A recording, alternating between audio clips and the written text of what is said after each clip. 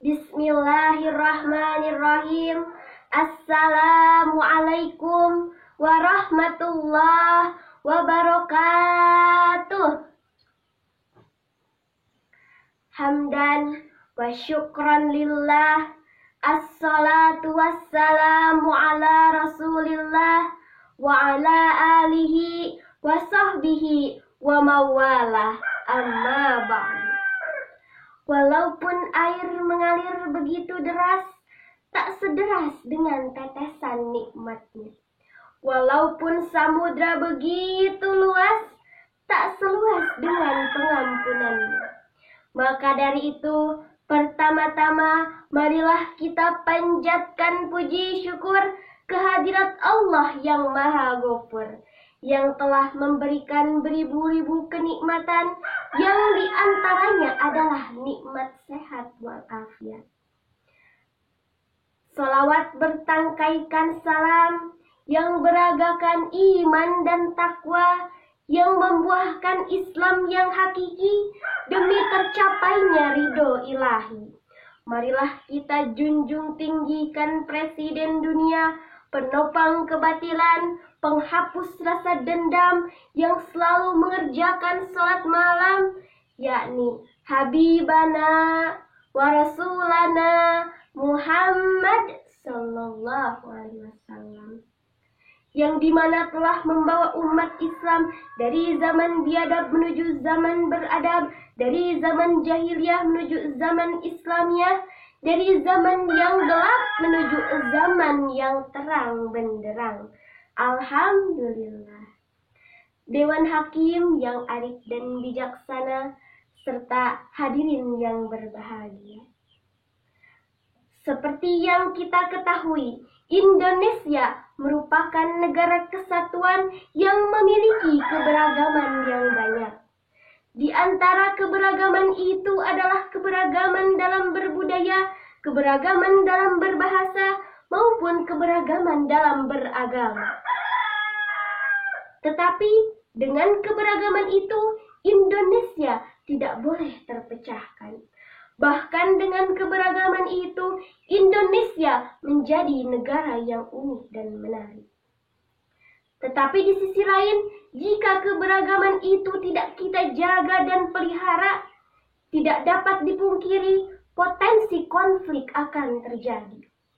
Mungkin saja apa yang tidak kita harapkan seperti persaingan tidak bebas, bahkan bentrokan yang mampu meruntuhkan negara kita. Lalu, apakah kita sebagai warga negara rela bangsa yang besar ini, bangsa kita, bangsa yang didirikan hasil jerih payah, bangsa yang sudah banyak mengorbankan genangan darah para syuhada, harus roboh karena kepentingan pribadi ataupun golongan? Tentu saja jawabannya adalah tidak. Maka dari itu, izinkan saya berdiri di sini membawakan tema moderasi beragama. Berbicara tentang moderasi beragama, apa arti dari moderasi beragama? Moderasi beragama adalah suatu sikap, perilaku, ataupun pemikiran yang mampu menjadi penengah. Bagaimana kita menyikapi dan menyelesaikan persoalan yang berkaitan dengan agama, dan bagaimana kita mendapat solusi dan menghindari kekerasan dari persoalan yang dihadapi. Sebagaimana Allah berfirman dalam Al-Quran surah Al-Qasas ayat 77 yang berbunyi, A'udzu billahi minasyaitonir rajim. Bismillahirrahmanirrahim. Wabtaghi fima ataqallahu ad-daral akhirah wa la tansa nasibaka minad dunya wa ahsin kama ahsanallahu ilaik wa la tabghil fasada fil ard. Innallaha la yuhibbul mufsidin. Artinya, dan carilah pada apa yang telah dianugerahkan Allah kepadamu, kebahagiaan negeri akhirat. Dan janganlah kamu melupakan kebahagiaanmu atas nikmat duniawi. Dan berbuat baiklah kepada orang lain, sebagaimana Allah telah berbuat baik kepadamu. Dan janganlah kamu berbuat kerusakan. Sesungguhnya Allah tidak menyukai orang-orang yang berbuat kerusakan. Hadirin rahimakumullah. Dari ayat tersebut, bila kita pahami dengan cermat, ayat tersebut menjelaskan bahwa Allah Subhanahu wa Ta'ala telah memberikan tuntunan kepada umat Islam untuk mengimplementasikan moderasi dalam 3 hal utama.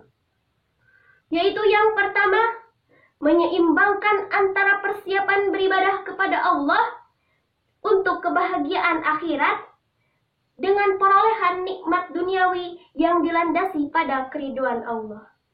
Kemudian yang kedua yaitu menyeimbangkan antara nikmat yang telah Allah berikan kepada kita dengan berbuat baik kepada sesama manusia.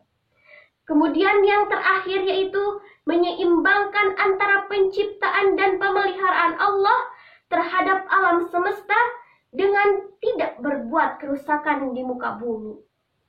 Hadirin rahimakumullah. Keseimbangan tersebut dapat terwujud dengan sangat baik apabila pada diri setiap umat Islam sudah tertanam sifat istiqomah. Mengaktualisasikan keimanan dan amal soleh dalam kehidupan sehari-hari, serta diiringi dengan berdoa memohon bantuan kepada Allah. Sebagaimana termaktub dalam Al-Quran surah Al-Baqarah ayat 201. A'udzu billahi minasyaitonir rajim. Bismillahirrahmanirrahim. Wa may yaqulu rabbana atina fid dunya hasanah wa fil akhirati hasanah wa qina adzabannar. Artinya, dan di antara mereka ada yang berdoa, ya Tuhan kami, berilah kami kebaikan di dunia dan di akhirat, dan peliharalah kami dari siksa neraka. Hadirin ma'asyiral muslimin rahimakumullah. Dari firman tersebut sudah sangat jelas bahwasannya memohon kebaikan di dunia dan di akhirat merupakan salah satu sifat tawakal umat Islam. Kemudian untuk mencapai kebaikan di dunia dan di akhirat terdapat 2 sisi yang harus kita seimbangkan, yaitu menyeimbangkan antara hablum minallah, hubungan vertikal dengan Allah, dengan hablum minan nas, hubungan horizontal kepada manusia. Lalu bagaimana kita mengimplementasikan hablum minan nas dalam kehidupan kita? Maka salah satu jawabannya adalah dengan bertoleransi. Karena di Indonesia terdapat banyak sekali keberagaman yang diantaranya adalah keberagaman beragama. Tetapi di Indonesia sendiri banyak sekali yang mengartikan toleransi. Contoh, ketika saya sedang berpuasa, kemudian ada teman saya yang Kristen membawakan saya makanan dan kemudian berkata, "Selamat menjalankan ibadah puasa." Apakah itu yang dinamakan dengan toleransi? Jika itu yang dinamakan dengan toleransi, di mana titik batas toleransi sendiri?